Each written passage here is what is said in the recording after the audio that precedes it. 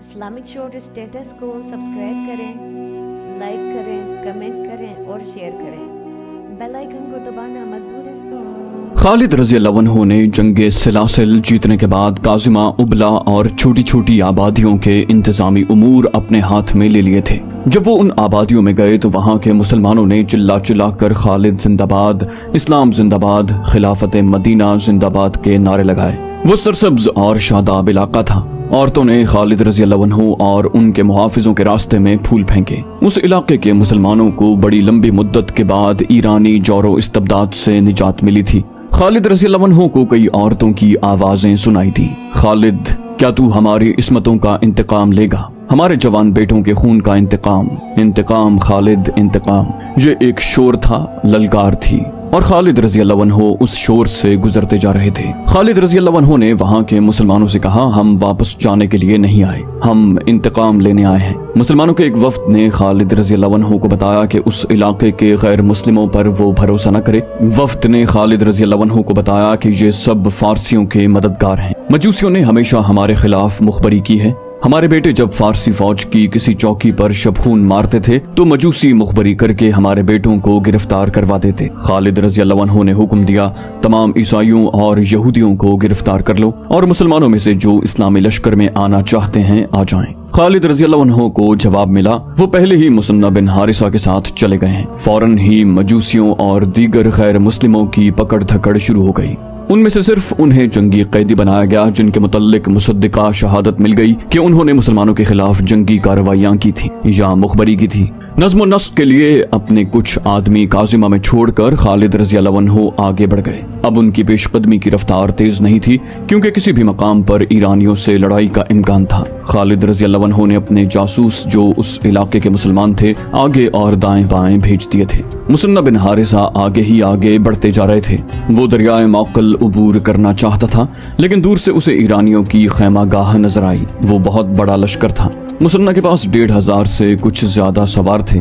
اتنی تھوڑی تعداد سے مثنہ ایرانی لشکر سے ٹکر نہیں لے سکتا تھا۔ مثنہ کے ایک ساتھی نے کہا، ہمیں یہیں سے پیچھے ہٹ جانا چاہیے، یہ لشکر ہمیں گھیرے میں لے کر ختم کر سکتا ہے۔ مثنہ نے کہا، سمجھنے کی کوشش کرو، اگر ہم پیچھے ہٹے تو فارسیوں کے حوصلے بڑھ جائیں گے۔ ہمارے سپاہ سالار خالد رضی اللہ عنہ نے کہا تھا کہ پیشتر اس کے کہ فارسیوں کے دلوں سے ہماری دہشت ختم ہو جائے، ہم ان پر حملے کرتے رہیں گے۔ ہمیں اپنی دہشت برقرار رکھنی ہے۔ میں آگ کے ان پجاریوں کی فوج کو یہ تاثر دوں گا کہ ہم اپنے لشکر کا ہراول دستہ ہیں۔ ہم لڑنے کے لیے بھی تیار رہیں گے۔ اگر لڑنا پڑا تو ہم ان سے وہی جنگ لڑیں گے جو ایک مدت سے لڑ رہے ہیں۔ ضرب لگاؤ اور بھاگو۔ کیا تم ایسی جنگ نہیں لڑ سکتے؟ مثنہ نے ایک سوار کو بلایا اور اسے کہا، گھوڑے کو ایڑ لگاؤ۔ سپہ سالار خالد بن ولید کاظمہ یا ابلا میں ہوں گے۔ انہیں بتاؤ کہ موقل کے کنارے فارس کا ایک لشکر پڑاؤ ڈالے ہوئے ہے۔ انہیں کہنا کہ میں اس لشکر کو آگے نہیں بڑھنے دوں گا اور آپ کا جلدی پہنچنا ضروری ہے۔ خالد رضی اللہ عنہ پہلے ہی کاظمہ سے چل پڑے تھے۔ انہیں گھوڑوں اور باربردار اونٹوں کے لیے چارے اور لشکر کے لیے کھانے پانی کے سامان کی کمی نہیں تھی۔ اس علاقے کے مسلمانوں نے ہر چیز کا بندوبست کر دیا تھا۔ خالد رضی اللہ عنہ کا رستہ کوئی اور تھا۔ وہ ابلا سے کچھ دور کھنڈروں کے قریب سے گزر رہے تھے۔ سامنے ایک گھڑ سوار بڑی تیز رفتار سے آ رہا تھا۔ خالد رضی اللہ عنہ نے اپنے 2 محافظوں سے کہا کہ وہ آگے جا کر دیکھیں کہ یہ کون ہے۔ محافظوں نے گھوڑے کو ایڑ لگائی اور آنے والے سوار کو راستے میں جا لیا۔ اس سوار نے گھوڑا روکا نہیں۔ دونوں محافظوں نے اپنے گھوڑے اس کے پہلوؤں پر کر لیے اور اس کے ساتھ آئے۔ دور سے ایک محافظ نے کہا، مثنہ بن حارثہ کا پیغام لایا ہے۔ فارس کا ایک تازہ دم لشکر دریائے موقل کے کنارے پڑاؤ کیے ہوئے ہے۔ مثنہ کے قاصد نے خالد رضی اللہ عنہ کے قریب آ کر رکتے ہوئے کہا، تعداد کا اندازہ نہیں؟ آپ کے اور مثنہ کے لشکر کی تعداد سے اس لشکر کی تعداد 7-8 گنا ہے۔ فارس کے بھاگے ہوئے سپاہی بھی اس لشکر میں شامل ہو گئے ہیں۔ خالد رضی اللہ عنہ نے پوچھا، مثنہ کہاں ہے؟ قاصد نے کہا، فارسیوں کے سامنے۔ مثنہ نے حکم دیا ہے کہ کوئی عسکری پیچھے نہیں ہٹے گا اور ہم فارسیوں کو یہ تاثر دیں گے کہ ہم اپنے لشکر کا ہراول ہیں۔ مثنہ نے پیغام دیا ہے کہ جلدی پہنچیں۔ خالد رضی اللہ عنہ نے اپنی فوج کی رفتار تیز کر دی اور رخ ادھر کر لیا جدھر مثنہ بن حارثہ تھے۔ خالد رضی اللہ عنہ کی فوج مثنہ کے سواروں سے جا ملی۔ خالد رضی اللہ عنہ نے سب سے پہلے دشمن کا جائزہ لیا۔ वो मुसन्ना के साथ एक ऊंची जगह पर खड़े थे। दुश्मन जंग की तैयारी मुकम्मल कर चुका था। खालिद रज़ी अल्लाह अन्हु ने मुसन्ना से कहा, फारसी हमें आमने सामने की लड़ाई लड़ाना चाहते हैं। देख रहे हो इब्ने हारिसा, उन्होंने दरिया को अपने पीछे रखा है। मुसन्ना ने कहा, ये फारसी सिर्फ आमने सामने की लड़ाई लड़ सकते हैं। मुझे इनके एक कैदी से पता चला है कि इनके 2 सालार जिनके खिलाफ हम लड़े हैं जिंदा पीछे आ गए हैं। एक का नाम क़िबाज़ है और दूसरे का नाम अनुशचान। उन्होंने अपने सिपाह सालार को बताया होगा कि हमारे लड़ने के अंदाज कैसे हैं, इसलिए उन्होंने अपने अक़ब को हमसे इस तरह महफूज कर लिया है कि अपने पीछे दरिया को रखा है। मुसन्ना बिन हारिसा ने कहा, ज्यादा ना सोच वलीद के बेटे, मैं इनके खिलाफ जमीन के नीचे से लड़ता रहा हूँ। खालिद रज़ी अल्लाह अन्हु ने कहा, अल्लाह तुझे अपनी रहमत में रखे इब्ने हारिसा, अल्लाह तुम्हारे साथ है। मैंने ये भी देख लिया है कि हम दरिया पार नहीं कर सकते। मुसन्ना ने कहा, अल्लाह का नाम ले इब्ने वलीद, मुझे उम्मीद है कि हम इनकी सफ़ें इस तरह दरहम बरहम कर देंगे कि हमें इनके पहलुओं से आगे निकलने और पीछे से इन पर आने का मौका मिल जाएगा। मेरे सवार रुक कर लड़ने वाले नहीं, ये घूम फिर कर लड़ने वाले हैं। इन्हें आगे धकेलने की जरूरत नहीं। मुश्किल ये पेश आएगी कि इन्हें पीछे किस तरह लाया जाए। फारसियों को देखकर तो ये शोले बन जाते हैं। इन्होंने फारसियों के हाथों बहुत जख्म खाए हैं। इब्ने वलीद, तुम जानते हो इन्होंने किस किस्म की गुलामी देखी है। फारिस के इन आतिश परस्तों ने इस इलाके के मुसलमानों को इंसानों की तरह जिंदा रहने के हक से महरूम रखा था। खालिद रज़ी अल्लाह अन्हु ने कहा, हम ज़रतुश्त की उस आग को सर्द कर देंगे इब्ने हारिसा, जिसकी ये इबादत करते हैं। ये खुद मानेंगे कि इबादत के लायक सिर्फ एक अल्लाह है, जिसकी राह में हम अपनी जानें कुर्बान करने आए हैं। आओ, मैं ज्यादा देर नहीं करना चाहता। ये जिस तरह रुके हुए हैं इससे पता चलता है कि मोहतात हैं और इन पर हमारी धाक बैठी हुई है। तुम अपने सवारों के साथ कल्ब में रहो। मौरिखों ने लिखा है कि खालिद रज़ी अल्लाह अन्हु ने बहुत सोचा कि किसी तरह उन्हें चालें चलने का मौका मिल जाए, लेकिन ईरानियों का सालार कारिन बिन क़यास दानिशमंद आदमी था। उसे पता चल गया कि खालिद रज़ी अल्लाह अन्हु किस तरह लड़ते हैं। कारिन ने अपने शिकस्त खुर्दा सालार क़िबाज़ और अनुशचान को पहलुओं पर रखा और अपने लश्कर को आगे ले आया। उस लश्कर की अपनी ही शान थी। पता चलता था कि किसी शहनशाह की फौज है। उनके कदमों के नीचे जमीन हिलती थी। उधर यसरब के सरफरोश थे। जाहिरी तौर पर उनकी कोई शान नहीं थी। ईरानियों के मुकाबले में मुसलमानों के हथियार भी कमतर थे, लिबास भी यूं ही से थे और उनकी तादाद ईरानियों के मुकाबले में बहुत थोड़ी थी। खालिद रज़ी अल्लाह अन्हु ने अपनी फौज को आगे बढ़ने का हुक्म दिया तो हजारों कदमों की धमक और घोड़ों के टापों के साथ कलमाए तैयबा का विर्द कोई और ही तासुर पैदा कर रहा था। ये फौज थकी हुई थी और ज़रतुश्त ताज़ा दम थे। दोनों फौजों के दरमियान थोड़ा सा फासला रह गया तो खालिद रज़ी अल्लाह अन्हु ने अपनी फौजों को रोक लिया। मुसन्ना बिन हारिसा अपने सवार दस्ते के साथ खालिद रज़ी अल्लाह अन्हु के पीछे थे। दाएं और बाएं पहलुओं पर खालिद रज़ी अल्लाह अन्हु के मुकर्रर किए हुए 2 सालार आसिम बिन अम्र और अदी बिन हातिम थे। उस दौर की जंगों के दस्तूर के मुताबिक ज़रतुश्तों का सिपाह सालार कारिन आगे आया और उसने मुसलमानों को इनफरादी मुकाबले के लिए ललकारा। उसने दोनों फौजों के दरमियान आकर और ललकार कर कहा, मदीने का कोई शुतरबान मेरे मुकाबले में आ सकता है। मेरे मुकाबले में आने वाला ये सोचकर आए कि मैं शहनशाह फारिस का सिपाह सालार हूँ। खालिद रज़ी अल्लाह अन्हु ने अपना घोड़ा आगे बढ़ाया और ललकारे, मैं हूँ तेरे मुकाबले में आने वाला।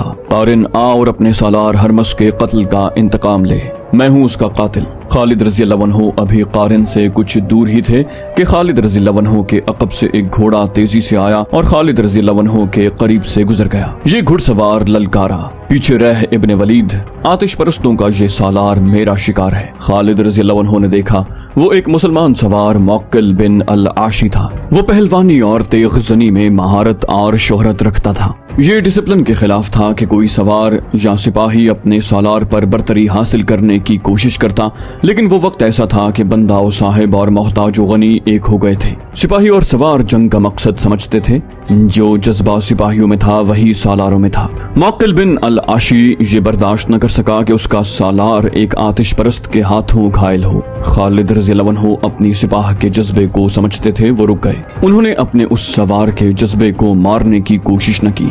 मुअक्किल के घोड़े की रफ्तार तेज थी। घोड़ा ईरानियों के सालार कारिन बिन क़यास से आगे निकल गया। मुअक्किल ने आगे जाकर घोड़े को मोड़ा और कारिन को ललकारा।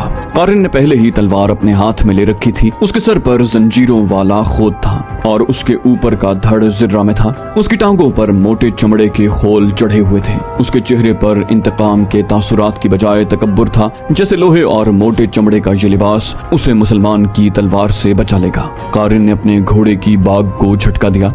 दोनों के घोड़े एक दूसरे के इर्द गिर्द एक दो चक्कर लगाकर आमने सामने आ गए। मुअक्किल ने बड़ी बुलंद आवाज से कहा, ऐ आग के पूजने वाले, मैं सिपाही हूँ, सालार नहीं।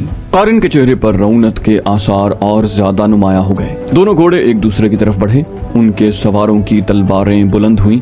पहले वार में तलवारें एक दूसरे से टकराईं और दोनों सवार पीछे हट गए। घोड़े एक बार फिर एक दूसरे की तरफ आए, तलवारें एक बार फिर हवा में टकराईं। उसके बाद घोड़े पीछे हट हट और घूम घूम कर एक दूसरे की तरफ आए। दोनों सवार एक दूसरे पर वार करते रहे। आखिरी बार कारिन ने तलवार बुलंद की। मुअक्किल ने वो वार रोकने की बजाय उसकी बगल को नंगा देखा तो तलवार बर्छी की तरह उसकी बगल में इतनी जोर से मारी कि तलवार कारिन के जिस्म में दूर तक उतर गई। कारिन के उसी हाथ में तलवार थी जो उसके हाथ से छूट गई। कारिन घोड़े पर एक तरफ को झुका। मुअक्किल ने अब उसकी गर्दन देख ली, जिससे कारिन के आहनी खोद की जंजीरें हटकर पीछे को लटक आई थी।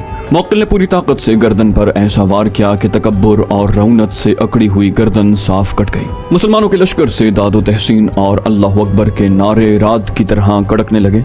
कारिन बिन करियास का सर जमीन पर पड़ा था। उसके जंजीरों वाले खोद के नीचे उसकी हैसियत के मुताबिक 1,00,000 दिरहम के हीरों वाली टोपी थी। ऐसी ही टोपी हरमस के सर पर भी थी। कारिन का बाकी धड़ घोड़े से लुढ़क गया, लेकिन उसका एक पांव रिकाब में फंस गया। मुअक्किल ने कारिन के घोड़े को ठुड्डा मारा। घोड़ा कारिन के जिस्म को घसीटता दोनों फौजों के दरमियान बेलगाम दौड़ने लगा। ईरानियों के लश्कर पर मौत का सन्नाटा तारी था। आतिश परस्तों की सफों से 2 घोड़े आगे आए। उन 2 में से एक घुड़सवार ललकारा, कौन है हमारे मुकाबले में आने वाला? हम अपने सिपाह सालार के खून का इंतकाम लेंगे। खालिद रज़ियल्लाहु अन्हु ने दुश्मन की ललकार का जवाब दिया, मैं अकेला दोनों के लिए काफी हूँ, और घोड़े को एड़ लगाई। उन्हें ललकारने वाले दोनों ईरानी सालार क़िबाज़ और अनुश जान थे। अचानक खालिद रज़ियल्लाहु अन्हु के अक़ब से 2 घोड़े आए जो उसके दाएं बाएं से आगे निकल गए। खालिद रज़ियल्लाहु अन्हु को एक ललकार सुनाई दी, पीछे हो वलीद के बेटे, इन दोनों सालारों ने हमारे हाथ देखे हुए हैं, अब हम इन्हें भागने की मोहलत नहीं देंगे। खालिद रज़ियल्लाहु अन्हु ने देखा ये दोनों सवार जो उसके करीब से गुजरकर दुश्मन के मुकाबले पर चले गए थे, उसके लश्कर के दाएं और बाएं पहलुओं के सालार आसिम बिन अमर और अदी बिन हातिम थे। उन दोनों ने कपड़ों का लिबास ज़ेबतन कर रखा था और वो जिनके मुकाबले में गए थे वो सर से पांव तक लोहे में डूबे हुए थे। मुसलमान सालारों को अपने अल्लाह पर भरोसा था और आतिश परस्त उस ज़र्रा पर यकीन रखते थे जो उन्होंने पहन रखी थी। उन्हें मालूम न था कि तलवार के वार को आहन नहीं अकीदा रोका करता है। दोनों तरफ तजुर्बाकार सालार थे जो तेगजनी की महारत रखते थे। उनकी तलवारें टकराने लगी। मुसलमानों की तलवारें आतिश परस्तों की ज़र्रा को काटने से कासिर थीं, इसलिए वो मोहतात होकर वार करते थे ताकि तलवारों की धार को नुकसान न पहुंचे। आसिम और अदी इस ताक में थे कि दुश्मन का कोई नाजुक और गैर महफूज जिस्म का हिस्सा सामने आए तो वो मुअक्किल की तरह वार करें। आखिरकार उन दोनों ने बारी बारी मुअक्किल ही की तरह अपने अपने दुश्मन के करीब जाकर उन्हें मौका दिया कि वो ऊपर से तलवार का वार करें।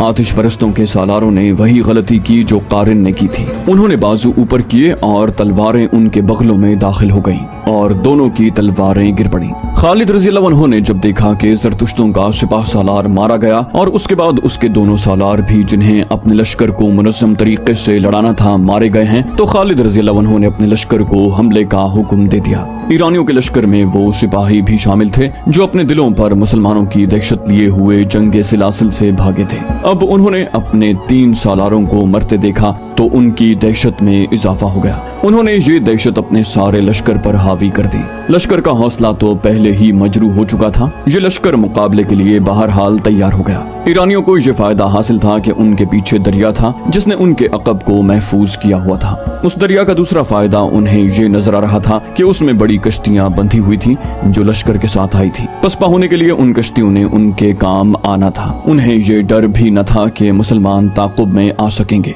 खालिद रज़ियल्लाहु अन्हु के हमले का अंदाज हल्ला बोलने वाला या अंधाधुंध टूट पड़ने वाला नहीं था। उन्होंने एक ही बार अपने तमाम दस्ते जंग में न झोंक दिए। उन्होंने कल्ब के दस्तों को बारी बारी आगे भेजा और उन्हें हिदायत ये दी कि वो दुश्मन की सफों के अंदर न जाएं बल्कि दुश्मन को अपने साथ आगे लाने की कोशिश करें। اس کے ساتھ ساتھ خالد رضی اللہ عنہ پہلوؤں کو اس طرح پھیلاتے چلے گئے کہ وہ دشمنوں پر پہلوؤں سے حملہ کر سکیں۔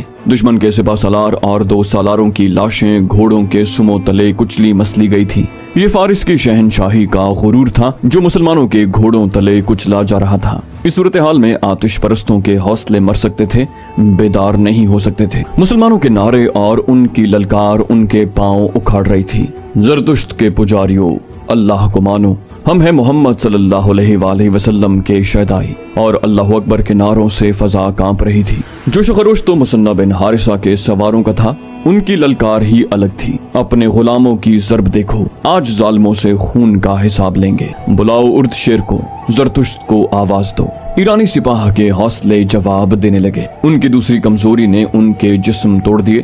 یہ کمزوری ان کے ہتھیاروں کا اور ذرہ کا بوجھ تھا۔ وہ تھکن محسوس کرنے لگے۔